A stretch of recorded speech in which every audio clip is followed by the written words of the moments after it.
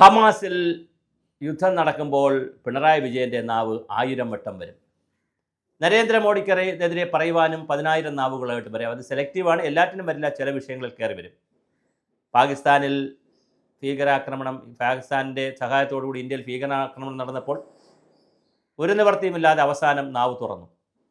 എന്നാൽ കേരളത്തിൽ 2 സംഭവങ്ങൾ, തിരുവനന്തപുരം മെഡിക്കൽ കോളേജിൽ അതിഗുരുതരമായ ഒരു സംഭവം ഉണ്ടായപ്പോൾ അവസാനം ഡോക്ടറെ കുറ്റം പറയാനാണ് പിണറായി വിജയൻ അദ്ദേഹത്തിൻ്റെ നാവ് ഉപയോഗിച്ചത്. ഡോക്ടറെ കുറ്റം പറയാനാണ്.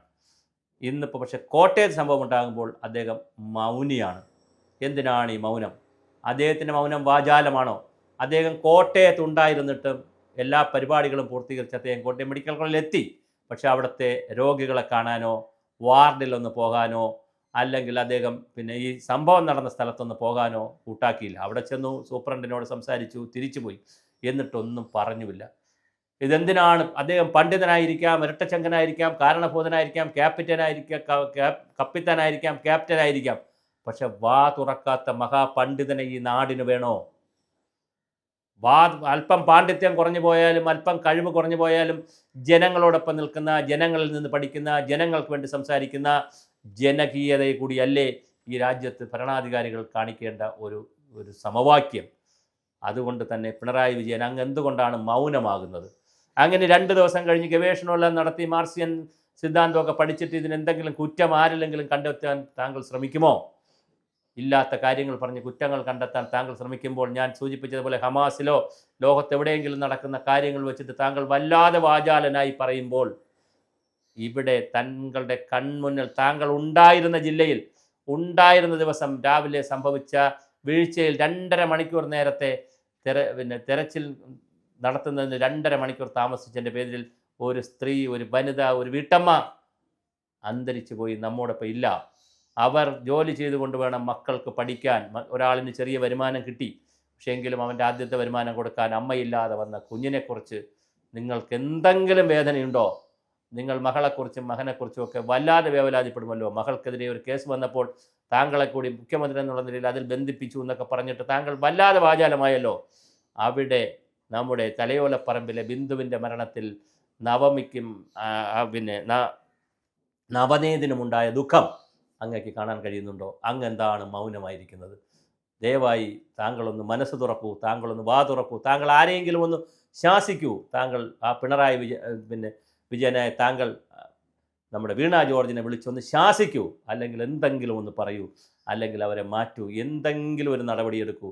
താങ്കളുടെ വാദം ഒന്ന് തുറന്നു കിട്ടാൻ, താങ്കളുടെ മൗനം ഒന്ന് മാറ്റിക്കിട്ടാൻ കേരള സമൂഹം കാത്തിരിക്കുന്നു. താങ്കൾ എന്തെങ്കിലും ഒന്ന് പറയൂ, ആരെയെങ്കിലും കുറ്റമെങ്കിലും പറയൂ. എന്താണ് താങ്കൾ ഇങ്ങനെ മൗനമായിരിക്കുന്നത്?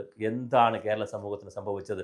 2ാം പിണറായി സർക്കാരിന് വോട്ട് ചെയ്ത ജനങ്ങളോട്, എല്ലാം ശരിയാക്കുമെന്ന് പറഞ്ഞ ജനങ്ങളോട് ഒന്നൊന്നായി ശരിയാകുന്ന കാഴ്ചയല്ലേ കാണുന്നത്? താങ്കൾ പറയുന്നത് മുഴുവൻ അപഹാസ്യമായിക്കൊണ്ടിരിക്കുന്നു. താങ്കൾ ലണ്ടനിലെ റോഡുകൾക്ക് സമാനമാണ് കേരളത്തിലെ റോഡുകൾ എന്നൊരു താങ്കളുടെ ബന്ധു ഇവിടെ വന്നപ്പോൾ പറഞ്ഞതിന് ശേഷമാണ് ഇവിടെ നാഷണൽ ഹൈവേ അടക്കം പൊളിഞ്ഞു വീണ് ഒരുപാട് റോഡുകളുടെ വലിയ ദുരന്തങ്ങൾ. തൃശ്ശൂരിൽ ഒരു സ്കൂട്ടറുകാരൻ റോഡിൻ്റെ കുഴിയിൽ വീണ് രക്തസാക്ഷിയായതും താങ്കൾ കണ്ടില്ലേ?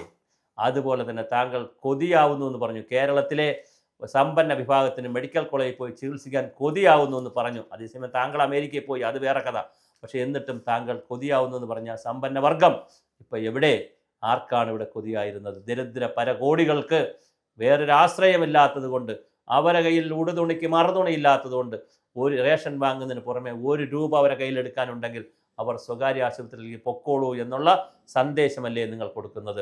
ഇവിടെ 32% മാത്രമാണ് ആശുപത്രികൾക്ക് വേണ്ടി സർക്കാർ സംവിധാനത്തിൽ നിന്ന് പണം ചെലവഴിക്കുന്നത്. ബാക്കി 68% സ്വകാര്യ സ്ഥാപനങ്ങളിലേക്കാണ് ജനങ്ങളുടെ പൈസ പോകുന്നത്. ഔട്ട് ഓഫ് പോക്കറ്റ് മണി എന്നുള്ള നിലയിൽ ആരോഗ്യത്തിന് വേണ്ടി ജനങ്ങൾ വല്ലാതെ പൈസ വാരി കൊടുക്കുമ്പോൾ, കെട്ടുതാലി വിറ്റ് വരെ അവർ പുറത്തു പോകുമ്പോൾ, മെഡിക്കൽ കോളേജിൽ നിന്ന് ഇന്നലെ ഒരുപാട് രോഗികളെ ഡിസ്ചാർജ് ചെയ്തതിൻ്റെ കഥ കേട്ടു. നിർബന്ധപൂർവ്വം രോഗികളെ ഡിസ്ചാർജ് ചെയ്യുന്നു. അവർ എവിടെ പോകണം? അവിടെ എന്തിനാണ് ഈ കൂട്ടക്കുരുതി നടത്തുന്നത്? എന്തിനാണ് ഇങ്ങനെ ജനങ്ങളെ കൊല്ലുന്നത്? ഈ ഒരു നിമിഷം മുമ്പേ പുറത്തു പോകണം താങ്കൾ. അല്ലെങ്കിൽ താങ്കൾക്ക് ആരോഗ്യപരമായ പ്രശ്നങ്ങളുണ്ട്. താങ്കൾ വിശ്രമിക്കൂ, മറ്റാർക്കെങ്കിലും ചുമതല കൊടുക്കൂ. ശൈലജ ടീച്ചർ പോലുള്ള ആളുകളുണ്ടല്ലോ, അവർക്ക് ചുമതല കൊടുക്കൂ. വീണ ജോർജിമാർ വിശ്രമിക്കട്ടെ. മറ്റ് നല്ല മിടുക്കരായിട്ടുള്ള തോമസ് ഐസക്കിനെ പോലെയുള്ള വളരെ മിടുക്കരായിട്ടുള്ള ആളുകളുണ്ടല്ലോ, അവരെ കൊണ്ടുവരൂ, തിരിച്ചു വിളിക്കൂ ഇവരെയൊക്കെ, എന്നിട്ട് വലിയ മനോഹരമായ ഒരു ഗവൺമെൻറ് ഉണ്ടാക്കൂ.